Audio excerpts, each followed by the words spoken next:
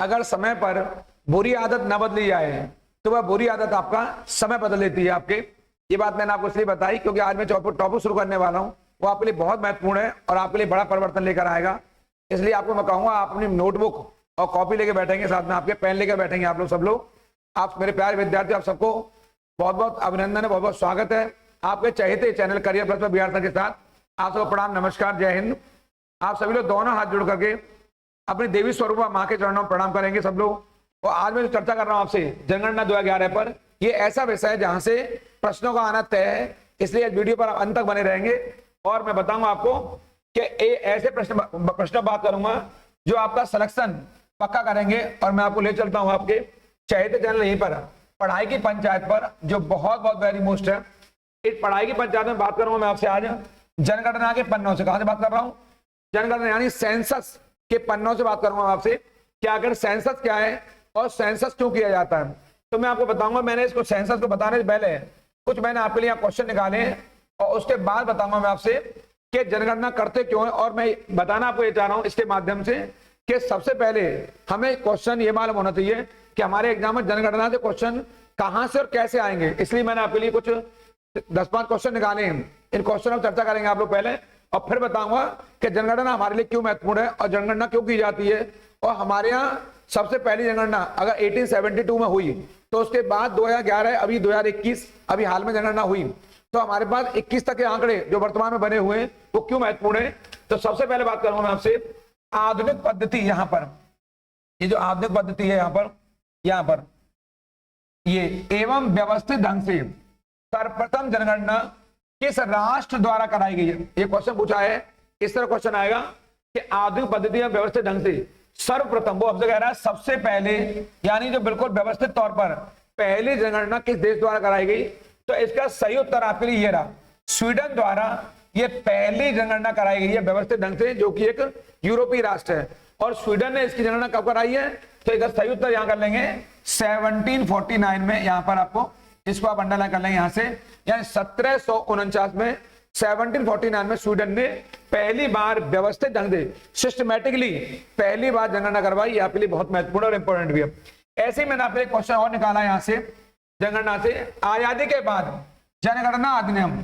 आपके माइंड में आ रहा होगा कि मैं क्वेश्चन हल करवा रहा हूं क्या जनगणना पढ़ाऊंगा। मैं क्वेश्चन हल करवा रहा हूं आपको, जनगणना पढ़ाऊंगा पूरी विस्तार से। अभी फिलहाल मैं जो आपसे बात कर रहा हूं वो इसलिए बात कर रहा हूं इसको क्योंकि पहले आपको यह आना चाहिए कि हमारे यहाँ जनगणना पहली बार हुई कब है आपके, और हुई है तो जनगणना का आधार क्या, कैसे क्वेश्चन आएंगे यहाँ से, क्वेश्चन किस प्रकार पूछे जा रहे हैं हमसे एग्जाम में, ये मैं बताना चाह रहा हूं आपको। तो आजादी का जनगणना अधिनियम किस वर्ष पारित हुआ ये पूछ रहा है, यानी कि भारत जब स्वतंत्र हुआ तो हमारे यहाँ जनगणना अधिनियम किस वर्ष लाया गया आपके। तो इसका सही उत्तर है यहाँ पर पहली बार जनगणना आजादी के बाद में 1948 में, यानी जब पंडित जवाहरलाल नेहरू की जब सरकार थी आपके हमारे यहाँ पर, तो उन्हीं के कार्यकाल में पहली बार हमारे यहाँ पॉपुलेशन एक्ट लाया गया।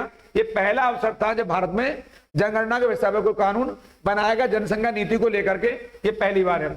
इस क्रम में मैं आपको बताऊंगा अभी कि मैंने आपके लिए एक क्वेश्चन और बनाया है, भारत में पहली बार जनसंख्या नीति घोषणा किस वर्ष की गई है। ये मैंने आपके क्वेश्चन इसलिए बनाए क्योंकि मैं इन्हीं सभी प्रश्नों पर आपसे चर्चा करने वाला हूं, बहुत महत्वपूर्ण है और ये आपके लिए इंपॉर्टेंट क्वेश्चन भी है आपके यहाँ से। तो मैं आपको बताऊंगा यहाँ पर कि हमारे यहाँ पूछेगा आपसे कि भारत में पहली बार जनसंख्या नीति घोषणा किस वर्ष हुई है आपके, तो आप बताएंगे वर्ष 1976 में यहाँ पर हमारे यहाँ पर पहली बार जनसंख्या नीति की घोषणा की गई यहाँ पर। तो उस समय देश का पीएम कौन था, तो आप बताएंगे श्रीमती इंदिरा गांधी उस समय देश की पीएम हुआ करती। कौन हुआ करती थी? श्रीमती इंदिरा गांधी, ये देश की पीएम हुआ करती थी आपके इंदिरा गांधी जी उस समय। तो इसको भी आप लिख लेंगे यहाँ से, यानी भारत में पहली बार जनसंख्या नीति घोषणा कब हुई है आपके, तो आप बताएंगे 1976 में। इसमें आपका एक क्वेश्चन छूट गया है, उसको मैं पुनः आपसे चर्चा कराता हूँ। एक क्वेश्चन मैंने जो बनाया था आपके लिए, सेकंड नंबर क्वेश्चन छूट गया आपसे, ये वाला क्वेश्चन नंबर 2 छूट गया इसमें से यहाँ पर। अच्छा, क्वेश्चन गलत नंबर डल गया, कोई बात नहीं है, गलत नंबर डल गया है, कोई नहीं, मैं आगे करा दूंगा उस क्वेश्चन को आपको। आगे मैंने क्वेश्चन लिखा है वो आपके लिए यहाँ से, ये बता दिया भारत में पहली बार जनसंख्या नीति घोषणा कब हुई है, 1976 में हुई है और श्रीमती इंदिरा गांधी कार्यकाल में। राष्ट्रीय जनसंख्या कोष यानी नेशनल जो पॉपुलेशन फंड है हमारे यहाँ पर, उसके पदेन अध्यक्ष पूछ रहा है, उसका पदेन अध्यक्ष कौन होता है, आप ये बताएंगे आपके। तो उसका पदेन अध्यक्ष भारत के प्रधानमंत्री होते हैं। कौन होते हैं? भारत के प्रधानमंत्री होते हैं। ये काफी इंपॉर्टेंट है। राष्ट्रीय जनसंख्या कोष के अध्यक्ष कौन होते हैं? भारत के प्रधानमंत्री होते हैं। ये आपके लिए बहुत इंपॉर्टेंट है इस क्रम में आपके। और इस क्रम में मैंने आपके लिए अगला क्वेश्चन बनाया आपके यहाँ से, प्राकृतिक आधार पर, ये यहाँ से प्राकृतिक आधार पर आधारित जनसंख्या सिद्धांत का पहली बार प्रतिपादन किसने किया? ये क्वेश्चन कह रहा है, यानी किस आधार पर? प्राकृतिक आधार पर। तो क्या सही उत्तर है आपके माल्थस, इन्होंने किया। आपको उत्तर बताता हूं। आखिर माल्थस कौन है? तो माल्थस इंग्लैंड के, यहां से इंग्लैंड के एक निराशावादी, बहुत बहुत महत्वपूर्ण है, एक निराशावादी अर्थशास्त्री रहे यहाँ पर। ये एक निराशावादी कौन है? अर्थशास्त्री हैं। और इन्होंने वर्ष 1798 में जो अपना लेख प्रस्तुत किया, जो अपना ऐसे दिया, जो अपना निबंध दिया, उसी में इन्होंने अपने प्राकृतिक आधार पर जो जनसंख्या सिद्धांत है उसको दिया है, जो आपके लिए बहुत महत्वपूर्ण है। कब दिया है? वर्ष 1798 में दिया है। किसने? माल्थस ने। और कौन है? इंग्लैंड के निराशावादी अर्थशास्त्री हैं। इस क्रम में मैंने आपको बताया आपके क्वेश्चन और आपके यहाँ से इस सूची में मैं आपको आगे ले जाऊं। तो ये मैं क्वेश्चनों को इसलिए बताया मैंने आपको कि ऐसे प्रश्न आपके एग्जाम आएंगे। तो मैं आपसे आज जनसंख्या के उन परिणाम बात करूंगा। बहुत रोचक तथ्य आप लेकर आया हूं जो आपको एग्जाम में नंबर दिलाएंगे। जनगणना के वो प्रश्न हमारे लिए जहां से एग्जाम में इन प्रश्नों का आना तय है। तो इस वीडियो पर अंत तक बने रहेंगे और इसे लाइक और शेयर करना बिल्कुल नहीं भूलेंगे। और अपने चहेतों को, अपने मिलने वालों को, शुभचिंतकों को ज्यादा लोगों को सब्सक्राइब कराइए ताकि मेरी बात सब लोगों तक पहुंच सके। और जनगणना से जुड़े हुए सारे विषयों पर वो लोग अपनी जो सोच है उसको इतना मजबूत कर दें ताकि उनका कोई क्वेश्चन यहाँ से गलत ना हो पाए। कुछ रोचक तथ्य बात कर रहा हूं मैं आपसे और मैं बताऊंगा आपको। यहाँ से ये लिख रहा हूं, आखिर ये जनगणना जो होती है ये संविधान की कौन सी अनुसूची में किसका विषय है? तो 7वीं अनुसूची में यहाँ पर ये संघ सूची का विषय है। किसका विषय है? ये संघ सूची का विषय है, यानी यूनियन लिस्ट का। और संघ सूची में कितने विषय रहे हमारे यहाँ? 97। ये सबको मालूम है। संविधान की 7वीं अनुसूची में कितने विषय रहे हैं? तो संविधान की 7वीं अनुसूची में 3 सूचियां हैं, यूनियन लिस्ट, स्टेट लिस्ट और कॉन्करेंट। चूंकि मैं पॉलिटी नहीं पढ़ा रहा हूं, फिर भी चूंकि बात जनगणना की आई है तो जनगणना का उल्लेख कौन सी सूची में हुआ है, कौन सी लिस्ट में हुआ है? तो आप बताएंगे इसका उल्लेख हुआ है संघ सूची में। कहां हुआ है? संघ सूची में इसका उल्लेख हुआ है। ये बहुत बहुत वेरी मोस्ट इंपॉर्टेंट है। संघ सूची में क्रम संख्या 69 पर इसका उल्लेख हुआ है यहां पर। यानी कि अगर संघ सूची में 97 सब्जेक्ट हैं तो ये 69 में जो सब्जेक्ट है तो उसका संबंध किससे? तो उसका संबंध सीधा जनगणना से, जो मैंने बताया अभी आपको। और अगर राज्य सूची की बात करो इसमें 66 विषय हैं और संवर्ती की बात करो 47 विषय हैं। इनको भी थोड़ा देख लेंगे। तो जनगणना संविधान की कौन सी सूची का विषय है? संघ सूची का विषय है। और संविधान के कौन से अनुच्छेद में इसका उल्लेख हुआ है? तो 246 में, यानी जो 7वीं अनुसूची है इसका उल्लेख कहां हुआ है? संविधान के अनुच्छेद 246 में इसका उल्लेख हुआ है, जो आपके लिए बहुत महत्वपूर्ण है। मैं आपको बताऊंगा आपको कि जनगणना का जो दायित्व है आखिर वो किसका है। तो इसको आप इंपोर्ट कर लेंगे यहां से। जनगणना का दायित्व है, अकाउंटेबिलिटी है, वो केंद्र सरकार यानी कि भारत सरकार की होती है। भारत सरकार जनगणना को प्रति 10 वर्ष पर करा रही है, ये आप जानते होंगे। हमारे यहाँ पर जो पहला जनगणना अधिनियम, मैंने अभी पूछा थोड़ी देर पहले प्रश्नों के भीतर कि पहला जनगणना अधिनियम, पहला सेंसस एक्ट कब आया हमारे यहाँ? तो मैंने बताया था वर्ष 1948 में, जिस समय पंडित जवाहरलाल नेहरू देश के पीएम हुआ करते थे। बहुत इंपॉर्टेंट है आपके लिए। इस क्रम में मैंने आपके लिए एक और अन्य क्वेश्चन निकाला है यहाँ से, जो आपका एक फैक्ट है बहुत इंपॉर्टेंट आपके लिए कि 1961 में, यहाँ पर वर्ष 1961 में जब भी पंडित नेहरू पीएम हुआ करते थे तो उस समय जनगणना विभाग की स्थापना हुई ताकि बेहतर तरीके से सेंसस डिपार्टमेंट बना, ताकि जनगणना को व्यवस्थित रूप दिया जा सके। और इस जनगणना विभाग को किस मंत्रालय का अधीन कर दिया गया? इसे गृह मंत्रालय के अंडरटेकन लिया गया। यानी जनगणना विभाग, क्वेश्चन आएगा, जनगणना विभाग या जो जनगणना सेंसस होती है वो किस मंत्रालय के अधीन आती है? क्या वो वित्त मंत्रालय या विदेश मंत्रालय या जनसंख्या स्वास्थ्य मंत्रालय, या तो आप बताएंगे गृह मंत्रालय, होम मिनिस्ट्री है। जनगणना का विषय जो वो किस में आता है? गृह मंत्रालय के अंडर में। और गृह मंत्रालय ही जनगणना को हर 10 साल पर करवाता है। बहुत इंपॉर्टेंट है, आपको यहाँ देख लेंगे आपको। इसके अलावा इसके सर्वोच्च अधिकारी क्या कहते हैं? यानी जो गृह मंत्रालय के अंडर में जो इसका एडमिनिस्ट्रेटिव ऑफिसर है, जो प्रशासनिक अधिकारी है, वो कौन होता है? वो होता है महारजिस्ट्रार एवं जनगणना आयुक्त होता है। ये तो बोलते हैं registrar general and census commissioner बोलते हैं। तो आपको जानना चाहिए हमारे यहाँ जो देश में 2011 में 15वीं जनगणना हुई उसके चेयरमैन कौन थे, कमिश्नर कौन थे? तो सी चंद्रमौली। कौन? सी चंद्रमौली उसके चेयरमैन है, सी चंद्रमौली। ये वाले ये उसके हेड हुआ करते थे, चंद्रमौली कमिश्नर हुआ करते थे आपके। तो आपको याद कर लेंगे जो देश में 2011 में हमारे यहाँ जनगणना हुई है, क्योंकि 21 के आंकड़े हमारे यहाँ आए नहीं अभी, तो 11 के आंकड़े जो हमारे आए हैं वो सी चंद्रमौली कमिश्नर रहे। अब जिस समय 21 के आंकड़े आएंगे तो विस्तार से मैं बताऊंगा मैं आपके बारे में कि वहां पर उसके कमिश्नर वगैरह कौन है और क्या से आंकड़े। मैं आपको इतिहास के पन्नों में ले जाऊंगा थोड़ा सा, और मैं बताऊंगा आपको भारत में पहली बार जो जनगणना का प्रमाण है वो कहां लिखित तौर पर हमें मिलता है पहली बार। तो इसको कोई दूर नहीं आना, हमें भारत में मौर्य वंश समय पर कौटिल्य जो हमारे अर्थाती हमारी संपत्ति हैं उनकी पुस्तक है अर्थशास्त्र, इसमें पहली बार जनगणना का लिखित साक्ष्य मिलता है हमें, यानी जनसंख्या के बारे में जो आंकड़े मिलते हैं वो हमें अर्थशास्त्र से मिलते हैं, जो कि प्राचीन काल की महत्वपूर्ण पुस्तक है। यहाँ पर आप देखेंगे मध्यकाल में जो अकबर है यानी मुगल काल का महंतम शासक, इसके शासनकाल में एक किताब है आईन ए अकबरी। कौन सी है? आईन ए अकबरी। इसमें मिलता है उल्लेख, किसने लिखी है?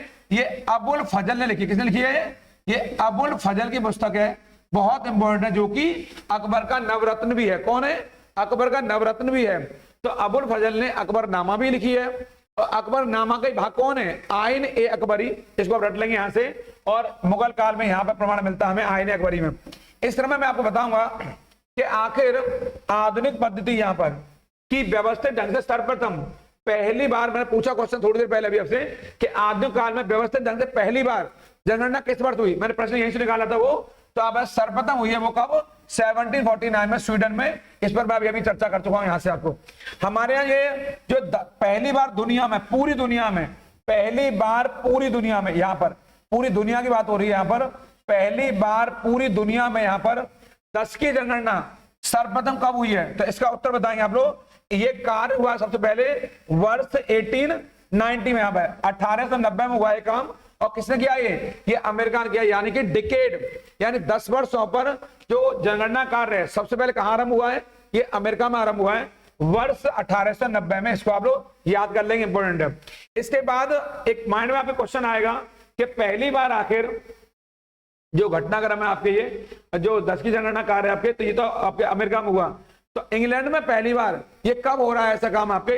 तो आप बताएं, इंग्लैंड में ये घटनाक्रम आपके पहली बार 1801 में, यानी पूरी दुनिया में जनगणना का कार्य आरंभ हो रहा था कब से? 1749 स्वीडन में। जो ब्रिटेन अपने आप को दुनिया का सरताज समझता था, सबके शहंशाह समझता था, तो उस ब्रिटेन ने 1801 में पहली बार यहाँ जनगणना कार्य आरंभ किया अपने यहाँ पर। किसने? ब्रिटेन ने। पहली बार ब्रिटेन में जनगणना कब हो रही है? तो 1801 में हो रही है। इसको आप इंपोर्टेंट कर लेंगे, ये आपके एग्जाम के लिए बहुत इंपॉर्टेंट है, यहाँ देखते जाएंगे आप लोग, क्योंकि ऐसी मान्यता रही है कि ब्रिटेन ने पूरी दुनिया पर शासन किया, और ब्रिटेन के नेतृत्व में ही भारत में भी जनगणना आरंभ हुई है। इसलिए आप जानते होंगे ब्रिटिश का वो कौन गवर्नर रहा है जिसने भारत में पहली बार जनगणना कार्य आरंभ किया है। आपके माइंड में आ गया होगा, आप रिसर्च करते रहिए। इसे मैं अगले ही पहले आपको बता दे रहा हूं, तब तक आप ध्यान रखेंगे। 1801 में ब्रिटेन में जनगणना कार्य आरंभ हुआ है, और हमारे यहाँ अभी बताऊंगा आपको अगले ही पहलू में लॉर्ड मेयो जो कि ब्रिटिश गवर्नर है, ये लिखा है मैंने यहाँ पे, भारत में पहली जनगणना मैंने बताया अभी आपको ब्रिटिश शासनकाल में, इंग्लैंड में कब हुई है, ब्रिटेन में कब हुई है? 1801 में। ठीक है, हमारे यहाँ पर एक प्रयोग के तौर पर पहली बार जनगणना 1872 में हो रही है यहाँ पर। ये बड़ा महत्वपूर्ण है, और किसने करवाई? लॉर्ड मेयो ने करवाई है। लॉर्ड मेयो ने करवाई है यहाँ पर, और ये महत्वपूर्ण है। ये मेयो का जो कार्यकाल है वो ध्यान देंगे 1869 से 72 तक रहा है मेयो का जो कार्यकाल है। और पहली बार भारत में जनगणना जो आरंभ हुई वो मेयो के कार्यकाल में हुई है। कब? वर्ष 1872 में, जो आपके लिए बहुत महत्वपूर्ण है। ये मेयो वही व्यक्ति है जिसकी हत्या भारत में हुई है आपके, जिस समय ये अंडमान निकोबार में जो आपकी पोर्ट ब्लेयर, वहां पर जो सेलुलर जेल है, कौन सी जेल? जो सेलुलर जेल है, उसका निरीक्षण करने के लिए पहुंचा कौन? Lord Mayo. तो वहीं अंडमान में इसकी हत्या कर दी गई थी आपके लॉर्ड मेयो की 1872 में। ये वही व्यक्ति है जो वित्तीय विकेंद्रीकरण का बहुत बड़ा शुभचिंतक रहा है। वित्तीय विकेंद्रीकरण होता है फाइनेंशियल डिसेंट्रलाइजेशन। ये वही व्यक्ति है लॉर्ड मेयो जिसके काल में भारत में पहली जनगणना का कार्य आरंभ हुआ। इसलिए भले ही इस जनगणना में समाज के जमींदार वर्ग, समाज के वकील वर्ग, समाज के जो पढ़े लिखे वर्ग जो बहुत संभ्रांत हैं, जो बहुत पैसे वाले हैं उन्हीं लोगों को शामिल किया गया, जैसे कुलीन लोगों को कुलीन, कुलीन माने जो बहुत पैसे वाले लोग हैं उन्हीं को शामिल किया गया था। इसीलिए इसमें आम जनता का कोई रोल नहीं था, आम जनता को भागीदार नहीं बनाया गया, आम लोगों को नहीं गिना गया। इसीलिए जनगणना को वास्तविक नहीं माना जाता है, क्या माना जाता है, प्रायोगिक। यानी स्टार्टिंग तो यहीं से हुई है, लेकिन कैसे ये प्रायोगिक है इससे महत्वपूर्ण है। लेकिन नियमित तौर पर व्यवस्थित आधार पर यानी वैज्ञानिक आधार पर हमारे यहाँ पर पहली बार जो जनगणना कार्य हो रहा है कब हो रहा है, वो हो रहा है पहली बार 1881 में, यानी कि लॉर्ड रिपन, जो वायसराय कौन है, लॉर्ड रिपन है। और कब हो रही है, यहाँ पर इसका कार्यकाल है। और नियमित तौर पर पहली बार हुई है वो 1881 में हुई है। और आप देख लेना फिर 1881 के बाद रुकी नहीं है, प्रति 10 वर्ष पर यहीं से इस जनगणना को नियमित तौर पर हमारे यहाँ किया जा रहा है। यानी कि हर 10 साल के अंतराल पर जनगणना नियमित तौर पर हो रही है। यानी मैं बता रहा था आपको जनगणना का इतिहास यहाँ पर, यानी 1872 से अगर मैं 2011 तक की बात करूं आपसे तो कितना हो जाएगा, ये 15वीं जनगणना हो जाएगी। यानी कि जो लॉर्ड रिपन का कार्यकाल है वो है 1880 से 1884, और जो लॉर्ड रिपन ने पहली व्यवस्थित जनगणना करवाई कब करवाई, 1881 में करवाई है। और यहां से लेकर के 2011 तक ये 15 जनगणना हो गई है। लेकिन जब 2021 तक आएंगे कितनी हो जाएंगी, ये 16 हो जाएंगी आपके। ये बड़ा आपके लिए बहुत इंपॉर्टेंट है। इस क्रम में मैं आपको एक बात और बताऊंगा, आपके यहां से एक क्वेश्चन बार बार एग्जाम आता है कि आखिर जनगणना हमारे यहाँ कितने वर्षों की जाती है। तो आप बताएं, जनगणना हमारे यहाँ पर 10 वर्षों पर हमेशा की जाती है आपके। और कब से हो रही है, 1881 से हो रही है, जो बहुत बहुत महत्वपूर्ण है। मैं आपको बताऊंगा कि 2011, यहाँ थोड़ा ध्यान देंगे बोर्ड की ओर, आपको सबकी निगाहें बनी रहेंगी। वर्ष 2011 में यहाँ पर आजादी के बाद आखिर ये कौन से नंबर की जनगणना है, तो आफ्टर इंडिपेंडेंस ये 7वीं जनगणना, यानी कि हमारे आफ्टर इंडिपेंडेंस कौन सी है, 7वीं। और अगर मैं कहूंगा आपके कि यहाँ 2021 में यहाँ पर तो कौन सी हो जाएगी, 8वीं। यानी कि वर्ष 2021 में जो जनगणना हमारे यहाँ हुई है वो कौन सी हो जाएगी, 8वीं हो जाएगी आपके। और ये क्रम में कौन सी हो जाएगी, 16वीं। कौन सी हो जाएगी, ये क्रम में 16वीं हो जाएगी यहाँ पर आपके, यहाँ पर क्रम में 16वीं। यानी मैं कह सकता हूं आप लोगों से कि हमारे यहाँ पर के जो जनगणना है जिस समय 2021 के आंकड़े आएंगे तो देश में 16वीं जनगणना होगी आपके। ये बहुत इंपॉर्टेंट है। ये वीडियो आपके लिए बहुत बहुत पेपर के लिए महत्वपूर्ण है, इसलिए इसको विस्तृत रूप से बता रहा हूं। ये क्लास इसके जो लेक्चर है आपको वो नियमित तौर पर विस्तृत तौर पर क्लास लेक्चर आपको मैं आगे भी देने वाला हूं आपके लिए, जो बहुत महत्वपूर्ण है आपके लिए। और इसलिए मैं बता रहा हूं आपको, ये पेपर के छोड़ेंगे नहीं, क्योंकि इसके सारे पहलू आपके एग्जाम में आने वाले हैं। इसलिए मैं कह रहा हूं इस वीडियो को लाइक शेयर करिए ताकि आपको जो मिलने वाले हैं वहां तक भी ये जानकारी पहुंच सके, क्योंकि ये वीडियो आपके लिए बहुत इंपॉर्टेंट है। मैंने जो इसके अंदर पहलू बनाए वो इतने इंपॉर्टेंट पहलू हैं क्योंकि वो आपके लिए नंबरों की एक बारिश लेकर आ रहे हैं, बाढ़ लेकर आ रहे हैं। और जो बाकी के अन्य पेपर में अन्य पार्ट हैं, इसका मैं आपको एक अगले वीडियो में लेकर आ रहा हूं, क्योंकि मैंने इसको 2-3 चरणों में बनाया आपके लिए ताकि मैं छोटे छोटे पहलुओं में इसको बता सकूं आपको। मैं आपको यही बताऊंगा आपको इस क्रम में छोटी सी बात और, जैसे मैं बता दिया कौन से नंबर पर होगी, 16वीं में होगी आपके। इस क्रम में मैं आपको एक बात और साझा करूंगा यहाँ से कि जो 2021 में या वर्ष 2011 में जो जनगणना हो रही है वाली, जो मैंने बताया अभी 15वीं, तो 2011 जनगणना का शीर्षक वाक्य ये वाला थोड़ा सा चर्चाओं में बहुत ज्यादा, तो इसका वाक्य था, जो टाइटल इसका रहा है पूरा, हमारी जनगणना ये हमारा भविष्य। क्या है, हमारी जनगणना हमारा भविष्य आपके, यानी our census our future, our census our future. यानी 2011 की जनगणना का जो शीर्षक रहा है वह हमारी जनगणना हमारा भविष्य। मैं बता रहा था अभी आपको कि स्वतंत्र भारत की, मैंने अभी बताया ये 7वें नंबर की है, और 21वीं सदी की जो बताया मैंने वो दूसरी है। तो मन में आएगा 21वीं सदी की पहली कब है, तो 21वीं सदी की पहली कब है, वर्ष 2001 में। कब है, 2001 में। और दूसरी कब है, 2011 में। और तीसरी कब है, 2021 में। यानी कि हमारे यहाँ पर जो 21 के आंकड़े जब आएंगे तो वो कौन से होंगे, वो 21वीं सदी के 21st सेंचुरी के वो तीसरे आंकड़े होंगे, जो आपके लिए बहुत इंपॉर्टेंट कारगर होंगे। यहां से हमारे एग्जाम में नंबर क्वेश्चन आएगा, इसलिए आप इसको देखते रहेंगे और सारी बातों को नोट डाउन करते रहेंगे।